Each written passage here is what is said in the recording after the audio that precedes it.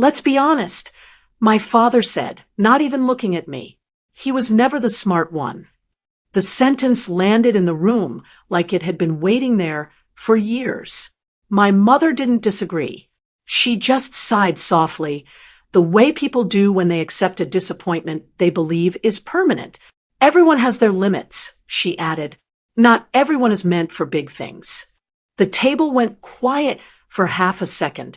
Then my brother laughed, not cruelly, casually, like this was old information, like it had already been decided long ago and today was just another reminder. I sat there, fork in hand, listening to my own identity being summarized for me.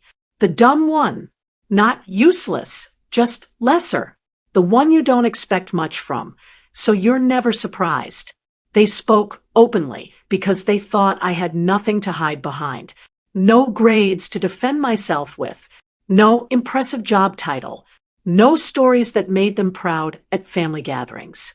You're good with simple things, my mother said, trying to sound kind. Practical work, routine stuff. You don't overthink. That was their nicest version of it. I didn't argue.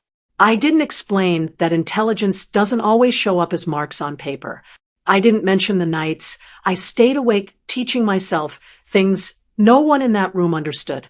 I didn't talk about the risks I was quietly taking, the failures I absorbed alone, the discipline I was building in silence. I just nodded. Something strange happened in that moment. I didn't feel angry. I didn't feel small. I felt clear. People who need to announce their worth usually fear silence. People who are actually building don't need witnesses. They had confused my quiet with emptiness.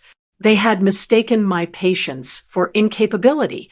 Dinner continued like nothing had happened. Conversations drifted to other topics, money problems, relatives, complaints. I became invisible again, exactly where they expected me to stay. When it was time to leave, I stood up. I smiled, polite, calm, respectful. I thanked my mother for the food. I nodded at my father.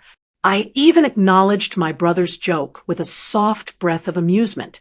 No drama, no confrontation, no final words. As I walked out, I could feel it, the comfort they had in their assumptions. The relief of believing they had me figured out. They thought they had won. They had no idea what I was about to do next. Time didn't announce itself. It just kept moving. I stopped showing up to conversations where I had already been labeled. I didn't cut anyone off dramatically. I just became unavailable, busy, focused, harder to reach. There were no speeches, no declarations about proving people wrong. That kind of thinking still centers them. I centered myself.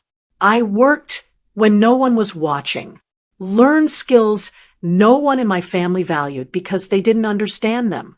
I failed quietly, adjusted quietly, and tried again without asking for permission or reassurance. No applause meant no pressure to perform. No expectations meant freedom. Money started as numbers only I could see, then patterns, then leverage. I didn't celebrate milestones. I just raised my standards and kept going. While I was building structure, life around them stayed loud. Family calls were full of tension, complaints about work, rising expenses, stalled careers. My brother, once the obvious success story, sounded tired, defensive, always explaining why the next step hadn't happened yet. I listened more than I spoke, not because I was afraid, but because listening teaches you where people are stuck. I noticed how often they repeated the past, how proud they still were of old achievements, how much energy went into maintaining an image instead of creating momentum. Meanwhile, my life became quieter and heavier in a good way. Fewer words, more control, fewer people, better decisions. I built relationships that didn't need convincing, partners who didn't ask about my background, only my clarity. Results spoke for me long before I ever did. At home, My name came up less and less. Not out of respect, out of confusion. What does he even do now? Someone asked at a family gathering. No one answered immediately. They laughed it off, changed the topic, but I saw it, the discomfort of not knowing. The first crack in a story they had told themselves for years. I stayed calm, present, unimpressive on purpose, because here's the truth they didn't see coming. I wasn't waiting for the right moment to speak. I was making sure that when I didn't, the silence would be loud enough on its own. Opportunities started finding me instead of the other way around. Rooms changed. Conversations shifted. Decisions carried weight now. I didn't rush. I didn't flex. I let time do what arguments never could. I wasn't proving them wrong. I wasn't chasing validation. I was outgrowing the version of me they were comfortable underestimating. They were still talking about who I used to be. The moment didn't arrive with drama, no grand entrance, no raised voices. No, I told you so. It came quietly, like everything else I'd built. A formal meeting, neutral room, clean table, papers arranged with care.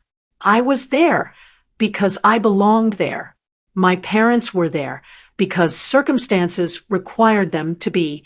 No one explained anything to them in advance.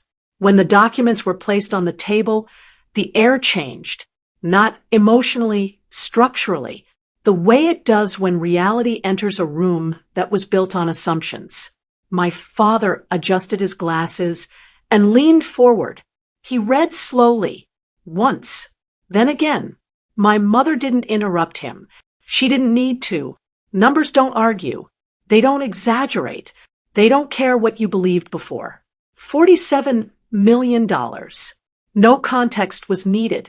No backstory required.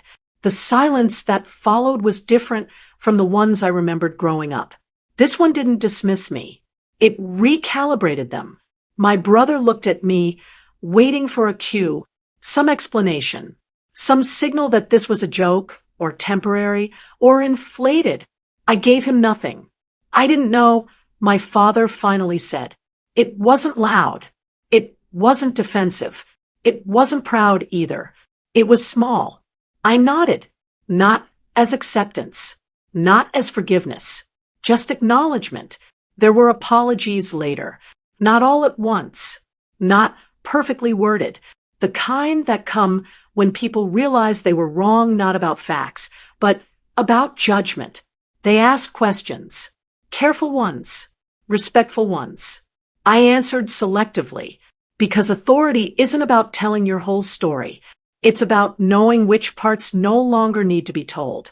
At one point, my mother said, "We just didn't see it in you." I looked at her calmly and replied, "I know, no bitterness, no edge, just truth." I didn't move back into old conversations. I didn't reclaim old roles. I didn't step into the space they were suddenly ready to offer. Some doors don't lead anywhere new. They just test whether you've grown enough not to walk back in.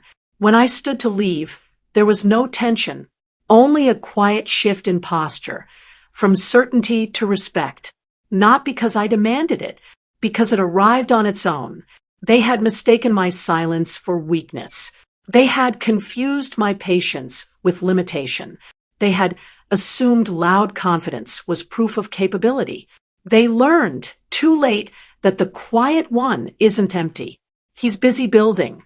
And by the time the noise realizes it, the distance is already permanent. Ending lesson. Silence is not weakness. It is preparation. People mistake calm for incompetence. Respect is not demanded. It is realized, usually